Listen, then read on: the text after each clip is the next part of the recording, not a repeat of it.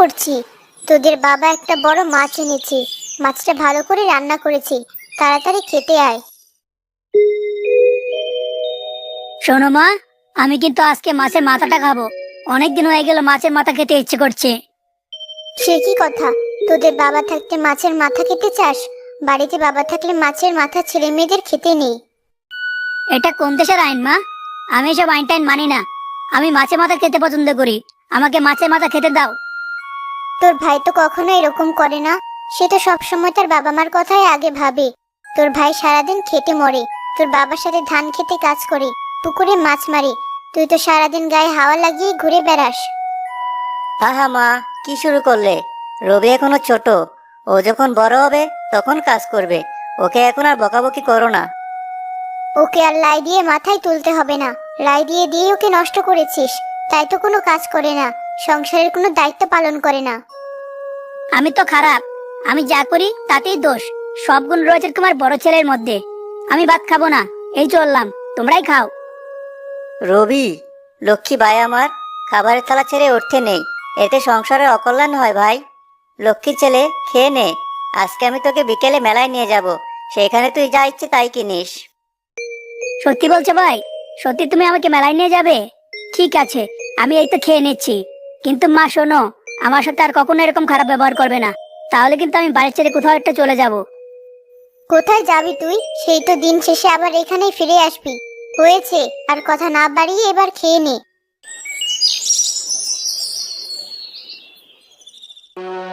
কিরে হৃদয়, একা মাঠে কাজ করতে এলি? তোর ছোট ভাই রবি কোথায়? ওকে সারাদিন গায়ে এভাবে হাওয়া লাগিয়ে বেড়াবে? সংসারটা কিভাবে চলবে শুনি? আমারও তো বয়স হয়েছে। একা একা আমি আর কদিক সামলাবো? এবার দুই ভাইকে এসব দায়িত্ব নিতে হবে। রবি আসতে রাজি হলো না বাবা। ও মনে হয় বাইরে কোনো কাজে গেছে। ঠিক আছে, আমি আজকে না হয় ধান খেতে কাজ করে দিচ্ছি। তুমি বাড়িতে গিয়ে বিশ্রাম নাও। বাইরে আবার কিসের কাজ? এসব আমার একদম ভালো লাগছে না। ওর এসব অবহেলা আর অলসতার জন্য জীবনেও কিছুই করতে পারবে না। বাবা, ও এখনো বড্ড ছেলে মানুষ। সংসার দায়িত্বের ব্যাপারে ও এখনো কিছু শিখে উঠতে পারেনি। যখন বড় হবে তখন ঠিক দেখবে, সংসারের কথা ভাববে। মহাজনের কাছে আবার কত টাকা ঋণ। জমিটা বন্ধক নিয়ে টাকা এনেছিলাম। তোর মার চিকিৎসা করিয়েছিলাম। এই টাকা যদি সময় মতো শোধ করতে না পারি, তাহলে এই বাড়িঘর সবকিছু নিলামে উঠবে। বাবা, তুমি কোনো চিন্তা করো না তো। দরকার হলে আমি জঙ্গলে কাঠ কাটার কাজ করব। কাঠ কেটে বাজারে বিক্রি করলে নাকি অনেক টাকা পাওয়া যায়। তুই আর কত করবি এই সংসারের জন্য? এখন ছোট ভাইটাকে কাজকর্ম শেখা। এভাবে বাউন্ডুলের মতো ঘুরে বেড়ালে জীবন কাটবে না। হয়েছে বাবা, আর কথা বলো না। এবার বাড়িতে যাও। আমি ধান কাটার কাজ শেষ করে জঙ্গলে যাব কাঠ কাটতে। এরপর বাড়িতে ফিরে আসবো।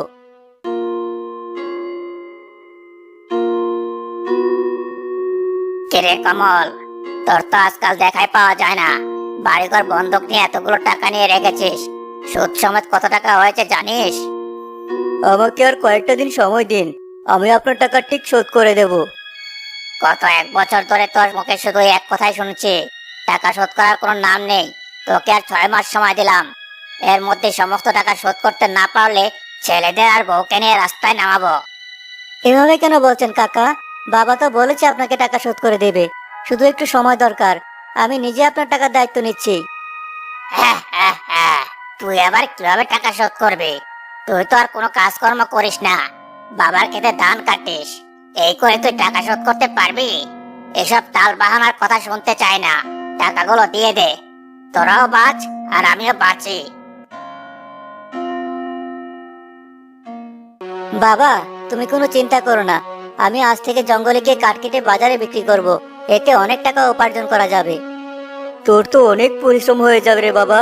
সারাটা দিন মাঠে কাজ করবি, সংসারের সব দায়িত্ব পালন করবি, আবার জঙ্গলে কাঠ কাটতে যাবি। তুই তো অসুস্থ হয়ে যাবি বাবা। তুমি শুধু শুধু চিন্তা করছো, আমার কিছুই হবে না। দেখবে আমাদের সংসারে আর কোনো সমস্যা থাকবে না। ভাইয়া, তুমি না বলেছিলে আমাকে নিয়ে আজকে মেলায় যাবে? সেখানে আমাকে অনেক কিছু কিনে দেবে।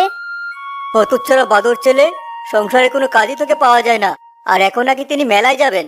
যা, আমার চোখের সামনে দূর হয়ে যা। তোর মতো অবধার্ত ছেলের মুখ যেন আমাকে দেখতে না হয়। রবি ভাই আমার, আজকে আমাদের কারো মন ভালো নেই। আজকে মহাজন কাকা এসেছিল, আমাদেরকে টাকা শোধ করার জন্য অনেক চাপ দিচ্ছে। বাবার টাকা ধার নিয়েছে, বাবার টাকা শোধ করবে, তা নিয়ে তোর তো চিন্তা কিসের? তুই আমাকে নিয়ে মেলায় চল, আমি আর কিছু শুনতে চাই না। দেখলি তো কেমন স্বার্থপর ছেলে, বাবার কথা সে একটাবার চিন্তা করলো না। কালকে থেকে তুই তোর ভাইয়ের সাথে জঙ্গলে যাবি আর কাঠ কিনে এনে বাজারে বিক্রি করবি। বাড়ি মজার কথা বললে তো বাবা, আমি নাকি জঙ্গলে গিয়ে কাঠ কাটবো? তোমার মাথা কি ঠিক আছে? আমি এসব করতে পারবো না।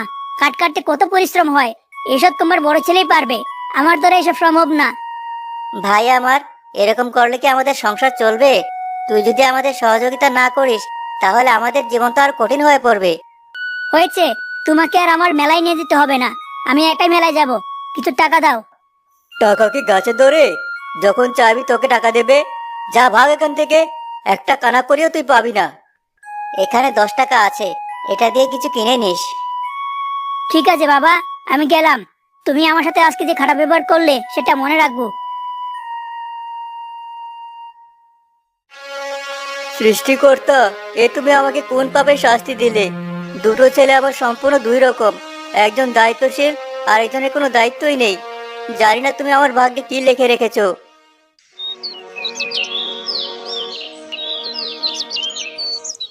পরের দিন হৃদয় গেল জঙ্গলে কাজ করতে। কত সকালবেলায় জঙ্গলে কাঠ কাটতে এলাম, অথচ একটা ভালো গাছও পেলাম না যেটা বিক্রি করলে কিছু টাকা পাওয়া যাবে। হে সৃষ্টিকর্তা, তুমি আমার বাবা মার কথা ভেবে হলেও আমাকে কিছু রোজগারের পথ দেখাও। কেউ আছো? দয়া করে আমাকে একটু সাহায্য করো। কি ব্যাপার? এই ঘন জঙ্গলে কে কান্নাকাটি করছে? আরে বুড়িমা, এই জঙ্গলে তুমি কি করছো? আর বলিস না, আমি যাচ্ছিলাম আমার মেয়ের বাড়িতে বেড়াতে। এই ঘন জঙ্গলে পথ হারিয়ে ফেলেছি। আজ সারাদিন শুধু পথ খুঁজে বেড়াচ্ছি। প্রচন্ড খিদেতে কাতর হয়ে পড়েছি। ও আচ্ছা, এই কথা। আচ্ছা ঠিক আছে, আমি তোমাকে বড় রাস্তার পথ দেখিয়ে দেব। আর নাও, আমার সাথে কিছু খাবার আছে, তুমি এগুলো বরং এখন খেয়ে নাও। আরে না না, তোর খিদে লাগলে তুই কি খাবি? তুই তো পরিশ্রম করিস, এই খাবারগুলো তোর প্রয়োজন। কি যে বলো বুড়িমা, আমার খাবারে কোনো প্রয়োজন নেই। এই খাবারগুলো তুমি খেয়ে নাও, তোমাকে আমি তারপর তোমার বাড়িতে পৌঁছে দেওয়ার ব্যবস্থা করব। তুই অনেক ভালো ছেলে বাবা।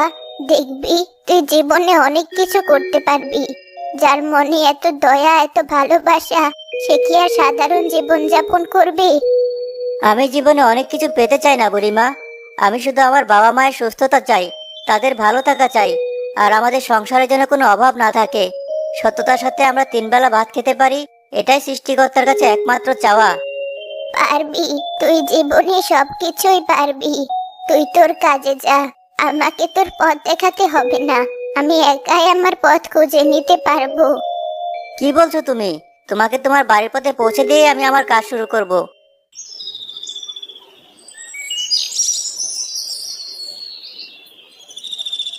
ওই যে দেখো, উত্তর দিকে একটা পথ দেখা যাচ্ছে, ওটা ধরে সোজা হেঁটে গেলেই তোমার বাড়ির রাস্তা পেয়ে যাবে। তোর মতো ভালো ছেলে এই পৃথিবীতে খুব কম জন্মায়।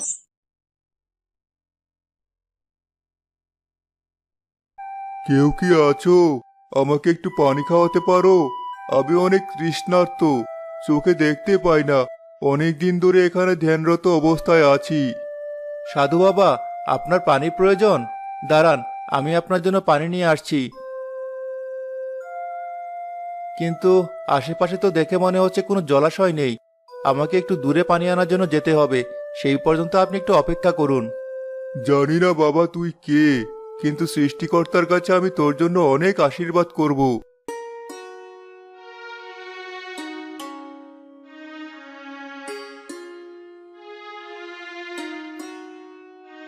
আমি আপনার জন্য পানি এনেছি, এবার বুক ভরে তৃষ্ণা নিবারণ করুন।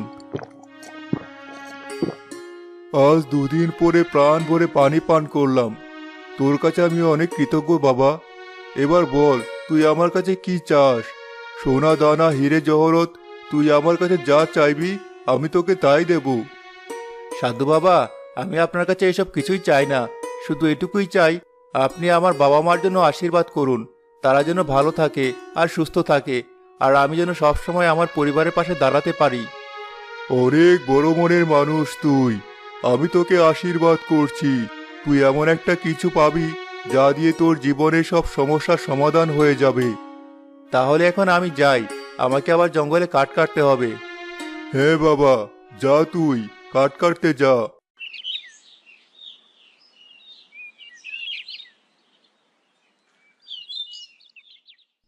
কেউ কি আছো?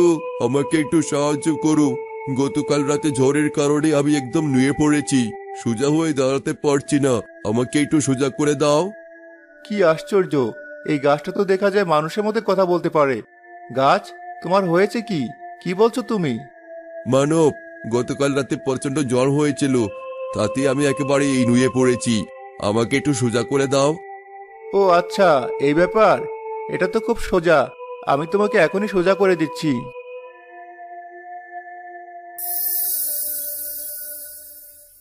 কি সুন্দর উজ্জ্বল আলো বের হচ্ছে তোমার শরীর থেকে, দেখেই মনটা ভরে গেল। আমি কোনো সাধারণ গাছ নই মানব, আমি একটা সোনার গাছ। আমার শরীরে যা দেখতে পাচ্ছ সবই সোনা, আর আমার ফলগুলো হীরার ফল। তুমি আমার এত বড় উপকার করলে, তুমি আমার শরীর থেকে হীরের ফলগুলো ছিঁড়ে নিয়ে যাও। না না সোনার গাছ, আমার হীরের ফলের কোনো প্রয়োজন নেই, আমার টাকা পয়সার প্রতি কোনো লোভ নেই। তা বললে তো আমি শুনবো না। তুমি আমার উপকার করেছো, একটা ফল তোমাকে নিতেই হবে, আর এটা বিক্রি করে তুমি অনেক টাকা পাবে। এটা তোমার উপহার। ঠিক আছে, এত করে যখন বলছো, তাহলে একটা হীরের ফল আমি ছিঁড়ে নিয়ে যাচ্ছি। এটাতেই আমার সংসারের অভাব দূর হবে। আমি অনেক কৃতজ্ঞ তোমার কাছে। কি বলছো তুমি? আমি তোমার প্রতি কৃতজ্ঞ? তুমি যদি আমাকে সোজা না করতে, তাহলে আমি এখানেই মরে যেতাম। এবার তুমি বাড়ি ফিরে যাও। আমি বাড়ি ফিরে যাচ্ছি, আমার বাবা মা এই ফল দেখলে অনেক খুশি হবে।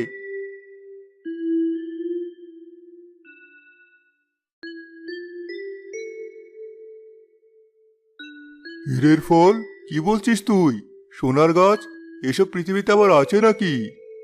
আমি তোমাদের জন্য একটা হীরের ফল নিয়ে এসেছি। আসলে সেই গাছটা ঘন জঙ্গলের মধ্যে ঝড়ের রাতে নুয়ে পড়েছিল, আমি তাকে সাহায্য করেছি, তাই সে তার কাছ থেকে একটা হীরের ফল আমাকে উপহার হিসেবে দিয়েছে। এটা একদম ঠিক হয়নি। কাউকে উপকার করলে কখনো তার প্রতিদান নিতে নেই। তুই গাছটাকে সাহায্য করেছিস, সেটা খুব ভালো কথা, কিন্তু ওর কাছ থেকে ফল কেন নিতে গেলি বাবা? তুই আসলে একটা বোকা ভাই। একটা ফল নিয়ে চলে এলি। তোর তো উচিত ছিল সবগুলো হীরের ফল ছিঁড়ে নিয়ে আসা। তুই সত্যি অনেক বোকা ছেলে। শুনেছো? তোমার ছোট ছেলের কথা শুনেছো? ওর মতো লোভী ছেলে এই গ্রামে আর একটাও নেই। আমার সমস্যা কি জানো বাবা? আমি তোমাদের মতো এত ভালো মানুষগিরি দেখাতে পারি না। যেটা আমার দরকার সেটা আমি ছিনিয়ে নেই। ভাই অনেক বোকা, তাই সবগুলো ফল সেখানে ফেলে রেখে এসেছে। কিন্তু আমি ভুল করব না। আমি আগামীকাল সকালে সেই জঙ্গলের দিকে যাব। মাথাটা কি খারাপ হয়ে গেছে? ওই জঙ্গলের মধ্যে যাবি মানে? না না, তোর ওখানে যাওয়ার কোনো দরকার নেই। একটা ফল দিয়ে আমাদের ভালো করে চলে যাবে। না, এই এক ফল দিয়ে কিছুই হবে না। আমি এই গাছ থেকে কমপক্ষে 10-15টা ফল উঠিয়ে নিয়ে আসবো, আর সারা জীবন পায়ের ওপর পা তুলে বসে বসে খাবো। তোর মতো সারা জীবন আমি জঙ্গলে কাঠ কেটে বেরোবো নাকি? তুই যেখানে ইচ্ছে সেখানে যা, তবে মনে রাখিস, তোর কোনো বিপদ আপদ হলে কিন্তু আমরা তোকে সাহায্য করব না।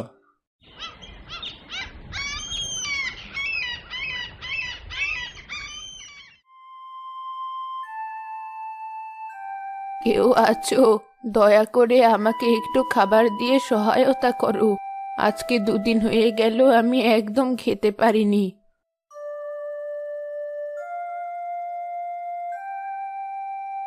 এই ঘন জঙ্গলে জ্ঞান জ্ঞান কে করছে? বিরক্ত লাগছে। ব্যাপার কি বুড়িমা? তোমার সমস্যা কি? এই বৃদ্ধ বয়সে জঙ্গলে কি করতে এসেছো তুমি? বাবা, এমন করে কেন কথা বলছো? আমি আমার মেয়ের বাড়িতে বেড়াতে যাচ্ছিলাম, আর রাস্তা হারিয়ে ফেলেছি। আমাকে কিছু খাবার দাও বাবা, খিদের যন্ত্রণায় আমি অস্থির হয়ে আছি। খাবার টাবার আমি তোমাকে কিছু দিতে পারবো না। খাবার নিয়ে বসে আছি নাকি আমি? যাও যাও, আমার চোখের সামনে থেকে যাও। যে কটা ফল আমি সাথে করে নিয়ে এসেছি সেগুলো আমার নিজেরই খেতে হবে। তা না হলে শক্তি কোথায় পাবো বলো? ঠিক আছে বাবা, তোরা আমাকে খাবার দিতে হবে না। তুই খুব স্বার্থপর ছিলি। জীবনে এই স্বার্থপরতার জন্য তোকে অনেক পস্তাতে হবে। হয়েছে হয়েছে, তোমার সাথে কথা বলে আমি আমার মূল্যবান সময় নষ্ট করতে পারবো না। আমি যাচ্ছি জরুরি একটা কাজ করতে। কাজটা আমাকে আজকেই শেষ করতে হবে। কেউ আছো? দয়া করে আমাকে একটু সাহায্য করো। আমি এক অন্ধ সাধু, চোখে দেখতে পাই না। প্রচুর তৃষ্ণা লেগেছে। এসব কি হচ্ছে কিছুই বুঝতে পারছি না। সেই সকাল থেকে শুরু হয়েছে এক জ্বালা, একবার বুড়ি আর একবার অন্ধ সাধু। সবাইকে সাহায্য করতে করতে দেখা গেল জীবনটা পার হয়ে যাবে। কে যায়? কার কথা শোনা যাচ্ছে? আমাকে একটু পানি খাওয়াও না বাবা, তৃষ্ণায় বুকটা ফেটে যাচ্ছে। কি বাজে ঝামেলায় পড়লাম দেখি। এই ঘন জঙ্গলের মধ্যে আমি পানি কোথায় পাবো? আমি আপনাকে পানি এনে দিতে পারবো না, দয়া করে আমাকে বিরক্ত করবেন না।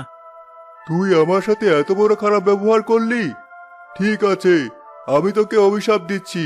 তোর স্বার্থপরতা লোভের জন্য একদিন তুই বিপদে পড়বি। নিজে চোখে দেখতে পাই না, আর আমাকে নাকি এখানে বসে বসে অভিশাপ দিচ্ছে। এসব সাধু আমি একদম দেখতে পারি না। যাই, আমি বরং সেই সোনার গাছটা খুঁজে বের করি। আমাকে আবার বাড়ি ফিরতে হবে। আজকে আমি হব এই পৃথিবীর সবচেয়ে ধনী।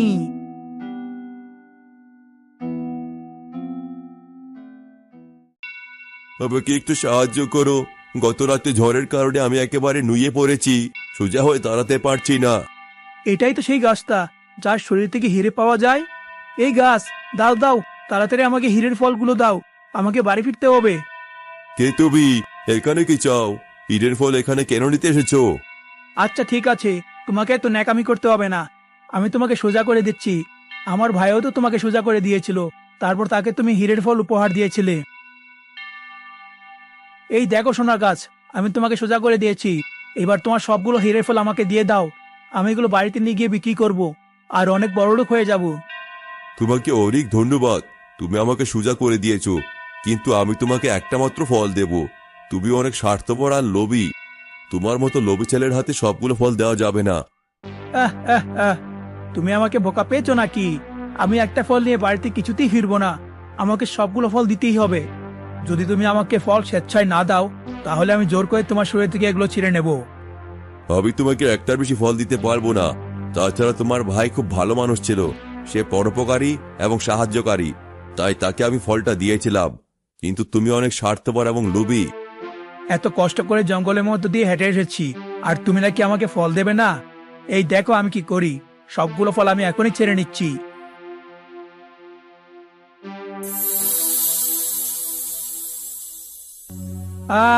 সবকিছু অন্ধকার কেন? আমি তো কিছুই চোখে দেখতে পাচ্ছি না। আমার চোখে কি হলো? তুমি আমার কি করেছো? আমি তো কিছুই দেখতে পাচ্ছি না, সবকিছু অন্ধকার লাগছে। সাহস তো কম নয়, তুই আমার শরীরে হাত দিয়েছিস। আমি তো তোকে আমার শরীরে হাত দেওয়ার জন্য অনুমতি দেইনি। এখন দেখলি কেমন শাস্তি পেলি? তুই চিরজীবনের জন্য অন্ধ হয়ে গেছিস। তোর মতো স্বার্থপর লোকের জন্য এরকম একটা শাস্তি পাওনা ছিল। ক্ষমা করে দাও, দয়া করে আমাকে ক্ষমা করে দাও। আমার হীরের ফলের প্রয়োজন নেই। আমি খালি হাতেই বাড়িতে ফিরে যাব। তারপরে তুমি আমার চোখ দুটো ভালো করে দাও। তুই দেখতে পেলে কি আর না দেখতে পেলে কি? তুই তো সমাজের কোনো উপকারে আসবি না। তুই কারোর জন্য কখনো ভালো কাজ করবি না, কাউকে সাহায্য করবি না। সুতরাং তুই সারা জীবন অন্ধই থাক। আমি তোর চোখ ভালো করে দেব না। সৃষ্টিকর্তা, তুমি আমাকে কত বড় শাস্তি দিলে। আজকে যদি বাবা মার কথা শুনতাম আর এই জঙ্গলে না আসতাম, তাহলে আমার এত বড় ক্ষতি হতো না। এখন আমি কি করব? কোথায় যাব? এই অন্ধত্ব নিয়ে কি করে আমি বাড়ি ফিরে যাব? আসার সময় তুই যে বুড়িমার অন্ধ সাধুকে ডেকেছিস, ওরা আমার লোক। ওরা তোকে পরীক্ষা করছিল। ভুল হয়ে গেছে সোনার গাছ, আমাকে মুক্তি দাও। আমি তোকে মুক্তি দেব না। তুই সারা জীবন অন্ধ